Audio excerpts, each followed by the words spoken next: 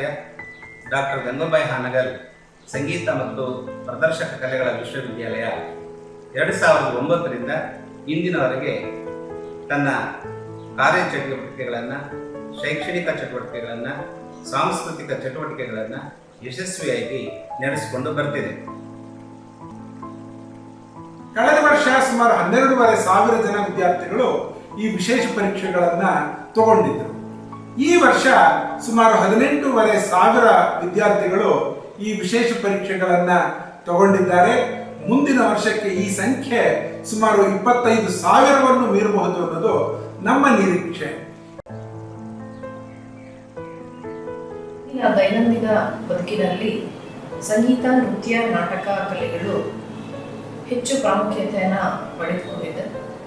ನಮ್ಮ ದೈಹಿಕ ಹಾಗೂ ಮಾನಸಿಕ ಆರೋಗ್ಯಕ್ಕೂ ಕೂಡ ತುಂಬ ಸಹಕಾರಿಯಾಗಿದೆ.